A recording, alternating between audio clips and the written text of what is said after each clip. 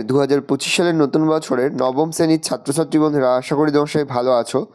আজ আমরা যে বিষয়টি নিয়ে আলোচনা করবো, নবম শ্রেণীর ফার্স্ট সেমিস্টার অর্থাৎ প্রথম পর্যায়ক্রমিক মূল্যায়নের ভূগোলের কোশ্চেন পেপার নিয়ে। দেখো সরাসরি স্ক্রিনে নেওয়া নবম শ্রেণীর ফার্স্ট সেমিস্টার অর্থাৎ প্রথম পর্যায়ক্রমিক মূল্যায়নের ভূগোলের কোশ্চেনটা দেখতে পাচ্ছ। ফুল মার্কস আমাদের রয়েছে 40, আর সময় তোমাদের রয়েছে 1 ঘন্টা 30 মিনিট। একে দাগে রয়েছে সঠিক উত্তর নির্বাচন করে লেখো যে কোনো 7টি পদ্ধতি বসতে, মানে 1 করে 1 × 7 = 7।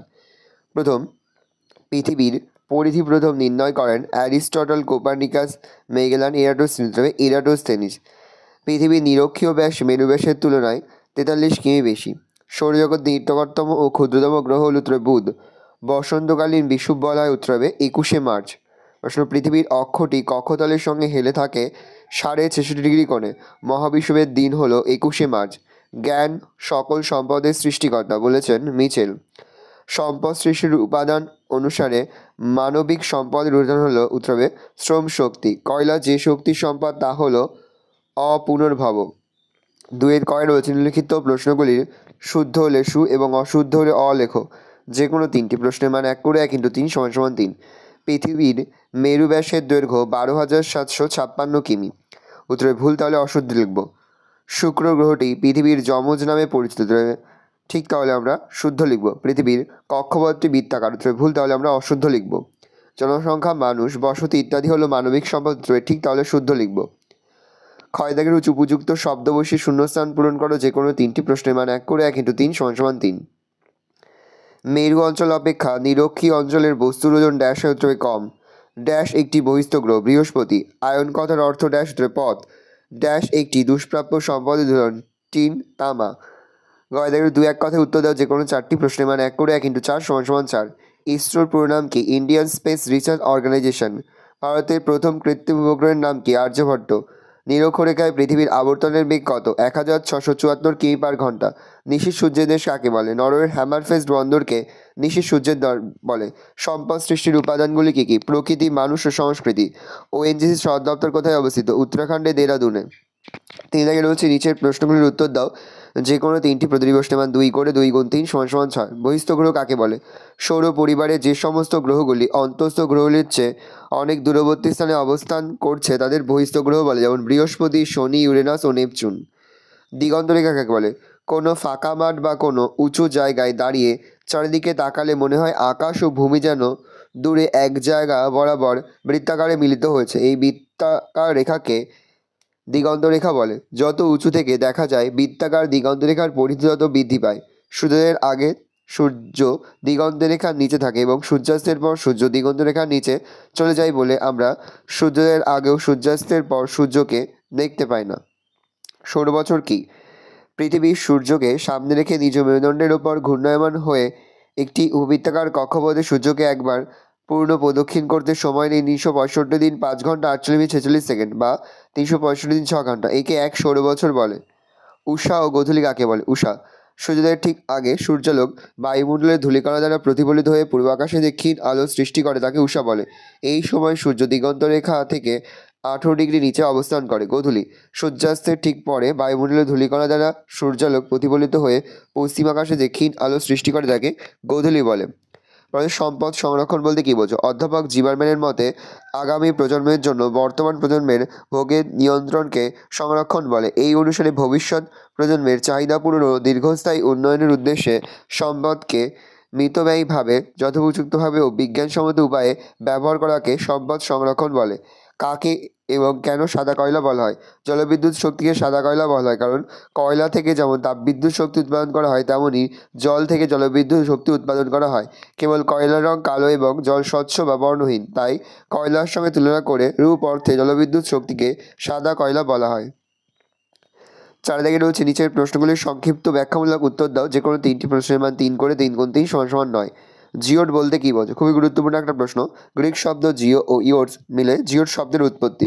জিও এর অর্থ পৃথিবী এবং ইওড শব্দের অর্থ দর্শন বা দেখতে, অর্থাৎ জিও শব্দের অর্থ পৃথিবীর মতো দেখতে বা পৃথিবীর সদৃশ্য। পৃথিবীর প্রকৃত আকৃতি কোনো বস্তুর সঙ্গে তুলনা করা যায় না বলে বলা হয় পৃথিবীর আকৃতি পৃথিবীর সদৃশ্য বা জিওড। জিওড শব্দটি প্রথম ব্যবহার করেন বিজ্ঞানী জোহান বেন্টিক লিস্টিং। জিপিএস কি? জিপিএস এর পুরো কথাটি হলো গ্লোবাল পজিশনিং সিস্টেম। যার দ্বারা মানুষের তৈরি 24টি কৃত্রিম উপগ্রহের সাহায্যে ভূপৃষ্ঠের ওপর কোনো স্থানের অবস্থান নির্ণয় করা যায়। জাহাজ চালানো থেকে শুরু করে মিসাইল উৎক্ষেপণ সবেতেই সঠিক দিশা ও নির্ভুল নির্দেশ দিতে জিপিএসের ব্যবহার করা হয়। আমেরিকা যুক্তরাষ্ট্রের প্রতিরক্ষা বিভাগ প্রথম জিপিএস চালু করে। বর্তমান জিপিএস হ্যান্ডসেট দ্বারা মানচিত্র প্রস্তুত, জরিপ কার্য, ট্রো ম্যাপ তৈরি, মৌজা ম্যাপ তৈরি, ইঞ্জিনিয়ারিং সার্ভে, শহর পরিকল্পনা সম্ভবপর হয়েছে।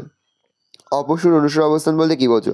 সুদিকে পৃথিবীর গড় দূরত্ব 15 কোটি কিলোমিটার হলেও পৃথিবী উপত্যকার কক্ষপথে একটি নাভিতে সূর্য অবস্থান করায় পৃথিবী থেকে সূর্যের দূরত্ব হ্রাস বৃদ্ধি ঘটে। এটি বোঝানো হয় অপসূর অনুসর অবস্থান দিয়ে। যেমন অপসূর অবস্থান পরিক্রমণের সময় 4 জুলাই পৃথিবী থেকে সূর্যের রৈখিক দূরত্ব বৃদ্ধি পেয়ে দাঁড়ায় 15 কোটি 20 লক্ষ কিমি। এই দিনটিকে অপসূর অবস্থান বলে। অনুসূর পরিক্রমণের সময় 3রা জানুয়ারি পৃথিবী থেকে সূর্যের রৈখিক দূরত্ব কমে দাঁড়ায় 14 কোটি 70 লক্ষ কিমি। এই দিনটিকে অনুসূর অবস্থান বলে। দেখে নাও স্ক্রিনে তোমরা যে চিত্রটা দেখতে পাচ্ছ, এই চিত্রটা তোমরা কিন্তু এঁকে দেবে। পরের প্রশ্ন রয়েছে, দক্ষিণ ভারতের নদীগুলি জলবিদ্যুৎ উৎপাদনের পক্ষে অনুকূল হওয়ার কারণ বর্ণনা করো। দক্ষিণ ভারতে জলবিদ্যুৎ কেন্দ্র স্থাপনের সুবিধা। 1.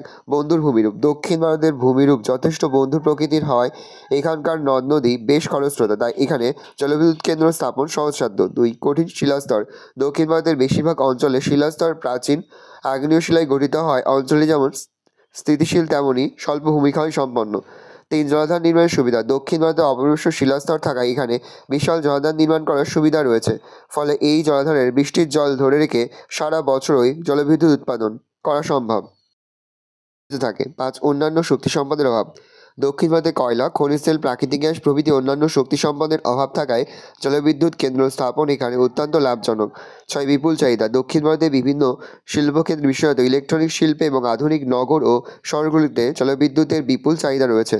7. মূলধন বিনিয়োগ। স্বাধীনতা লাভের পূর্বেই দক্ষিণ ভারতের রাজ্যগুলি জলবিদ্যুৎ উৎপাদনের জন্য প্রচুর অর্থ বিনিয়োগ করে, ফলে প্রাথমিক মূলধনের কোনো অভাব ঘটেনি। পরের প্রশ্ন, বর্তমানে ভারতে অচিরাচরিত শক্তি উৎপাদনের উপর অধিক গুরুত্ব দেওয়া হচ্ছে কেন? বর্তমানে ভারতে চিরাচরিত তাপবিদ্যুৎ, জলবিদ্যুৎ ও পারমাণবিক বিদ্যুৎ অপেক্ষা অচিরাচরিত শক্তি থেকে বিদ্যুৎ উৎপাদনের উপর অধিক গুরুত্ব দেওয়া হচ্ছে কারণ 1. ক্ষয়িষ্ণু শক্তি সম্পদ। কয়লা, খনিজ তেল, প্রাকৃতিক গ্যাস, পারমাণবিক খনিজ ব্যবহারের ফলে দ্রুত নিঃশেষিত হয়ে যাচ্ছে, তাই বিদ্যুৎ উৎপাদনের সৌরশক্তি, বায়ুশক্তি, ভূতাপ শক্তি প্রভৃতির উপর নির্ভরশীলতা বৃদ্ধি পাচ্ছে। 2. অফুরন্ত অচিরাচরিত শক্তি। অচিরাচরিত শক্তি সম্পদগুলি ব্যবহারের ফলে শেষ হওয়ার কোনো সম্ভাবনা নেই, তাই এর গুরুত্ব বৃদ্ধি পাচ্ছে। 3. পরিবেশ দূষণ কম। অচিরাচরিত শক্তি সম্পদগুলি ব্যবহারের ফলে পরিবেশ দূষণ হয় না, তাই এই পরিবেশ বান্ধব সম্পদ ব্যবহারের অধিক গুরুত্ব দেওয়া হচ্ছে। 4. সীমিত জলবিদ্যুৎ। জলবিদ্যুৎ পরিবেশ বান্ধব ও প্রবাহমান সম্পদ হলেও ভারতে অর্থ ও সঠিক পরিকল্পনার অভাবে এর উৎপাদন সীমিত। 5. ব্যয় কম, দাম কম। এই বিদ্যুৎ কেন্দ্র স্থাপনের ব্যয় বেশি হলেও পরবর্তীকালে উৎপাদন খরচ খুব কম, ফলে এই বিদ্যুতের বাজার মূল্য অনেক কম। 6. সহজলভ্য। অচিরাচরিত শক্তির উৎসগুলি সর্বত্রই সহজলভ্য এবং এর পরিবহন খরচ তেমন নেই, ফলে আমাদের দেশে অচিরাচরিত শক্তি সম্পদের ব্যবহারিক গুরুত্ব ধীরে ধীরে বৃদ্ধি পাচ্ছে। 5 দাগে রয়েছে নিচের প্রশ্নগুলি থেকে যে কোনো একটি প্রশ্নের মান 5। পৃথিবীর আবর্তন গতির ফলাফল আলোচনা করো। দেখে নাও। 1 দিয়ে পয়েন্ট করবে দিন রাশির সৃষ্টি। আমি আর মুখে বলছি না, মুখে বললে ভিডিওটা বড় হয়ে তোমাদেরই অসুবিধা হবে। আমি আস্তে আস্তে স্ক্রল ডাউন করতে কিন্তু অবশ্যই ভিডিওকে থামিয়ে বা স্ক্রিনশট নিয়ে কিন্তু সম্পূর্ণ উত্তরের খাদ্যে নোট ডাউন করে নেবে। দেখো, 2 দিয়ে পয়েন্ট করবে উদ্ভিদ জগৎ ও প্রাণী জগৎ সৃষ্টি। 3 দিয়ে পয়েন্ট করবে নিয়ত বায়ু ও সমুদ্র স্রোতের দিক বিক্ষেপ। 4 দিয়ে পয়েন্ট করবে জোয়ার ভাটা সৃষ্টি। 5 দিয়ে পয়েন্ট করবে দিক নির্ণয়। 6 দিয়ে পয়েন্ট করবে সময় গণনা। 7 দিয়ে পয়েন্ট করবে পৃথিবীর আকৃতির ওপর প্রভাব। 8 দিয়ে পয়েন্ট করবে অন্যান্য প্রভাব। পরের প্রশ্ন, পূর্ব ভারতের অধিকাংশ তাপবিদ্যুৎ কেন্দ্র গড়ে ওঠার কারণগুলি লেখো। ভারতের অধিকাংশ তাপবিদ্যুৎ কেন্দ্র পূর্বের 4টি রাজ্য পশ্চিমবঙ্গ, বিহার, ঝাড়খণ্ড, উড়িষ্যায় গড়ে উঠেছে। এর কারণগুলি হলো 1. পর্যাপ্ত কাঁচামাল। দেখে নাও। 2 দিয়ে পয়েন্ট করবে বিকল্প শক্তি সম্পদের অভাব। 3. বিদ্যুতের ব্যাপক চাহিদা। 4. উন্নত পরিবহন ব্যবস্থা। 5. সুলভ ও দক্ষ শ্রমিক। 6. অন্যান্য কারণ। পরের 6 থেকে প্রশ্নপত্রের সঙ্গে প্রদত্ত ভারতের রেখা মানচিত্রে নিম্নলিখিত স্থানগুলি উপযুক্ত নাম ও প্রতীক সহ চিহ্নিত করে মানচিত্রটি উত্তরপত্রের সঙ্গে জুড়ে দাও। প্রশ্নের মান 1 করে 1 × 5 = 5। ভারতের রাজধানী, পূর্ব ভারতের একটি জলবিদ্যুৎ কেন্দ্র, ভারতের বৃহত্তম লিগনাইট কয়লা খনি, ভারতের বৃহত্তম তৈলগার, দক্ষিণ ভারতের একটি পারমাণবিক বিদ্যুৎ কেন্দ্র। ভালো করে দেখে নাও, এই রয়েছে টোটাল তোমাদের ফার্স্ট সামারি অর্থাৎ প্রথম পর্যায়ক্রমিক মূল্যায়নের নবম শ্রেণীর ভূগোলের কোশ্চেন পেপার। ভালো তো কোশ্চেনটা দেখে নাও। আশা করি ভিডিওটা ভালো লেগেছে। ভিডিওটা ভালো লাগলে ভিডিওকে লাইক করতে ভুলবে না। আমার নতুন হওয়া লাল কালার সাবস্ক্রাইব প্রেস করে পাশে বেল আইকনটা প্রেস করে যখন নতুন করে ভিডিও আপলোড করি সবার ফার্স্ট নোটিফিকেশন তোমরা পেয়ে যাও। আর এই ভিডিওটি তোমার বন্ধু বান্ধবী আত্মীয় স্বজন সবার মধ্যে কিন্তু অনেক অনেক শেয়ার করে দিলে বছর নবম শ্রেণীতে পড়ছে। আমরা কিন্তু ইতিমধ্যে নবম শ্রেণীর প্রতিটি বিষয়ের সিলেবাস, প্রশ্নকার এবং নমুনা প্রশ্নপত্র কিন্তু আপলোড করে দিয়েছি। তোমরা এখনও পর্যন্ত সেই ভিডিওগুলো না দেখে থাকো, ভিডিওগুলো কিন্তু তাড়াতাড়ি দেখে নাও। তোমাদের সকলকে জানাই আগাম পরীক্ষার অনেক অনেক শুভেচ্ছা এবং অভিনন্দন। আশা করি সকলের পরীক্ষায় খুব ভালো হবে। ভালো দেখে নাও প্রশ্নটা। তোমরা কিছু গুরুত্বপূর্ণ ম্যাপ পয়েন্টিং দেখে নাও, যেগুলো তোমরা প্র্যাকটিস করবে। দেখে নাও ভালো করে। স্ক্রিনে তোমরা একটি গুরুত্বপূর্ণ ম্যাপ পয়েন্টিং দেখতে পাচ্ছ। ভালো করে দেখে নাও। কোশ্চেনটা তোমাদের এরকম থাকতে পারে: পূর্ব ভারতের একটি লৌহ আকরিক কেন্দ্র, একটি বায়ুশক্তি কেন্দ্র, একটি লিগনাইট কয়লা খনি, একটি খনিজ তেল শোধনাগার, একটি পারমাণবিক শক্তি কেন্দ্র, ভারতের বৃহত্তম জলবিদ্যুৎ কেন্দ্র, একটি তাপবিদ্যুৎ কেন্দ্র, একটি জলবিদ্যুৎ কেন্দ্র, একটি কয়লা উত্তোলন কেন্দ্র, একটি তৈল খনি অঞ্চল। ভালো করে দেখে নাও।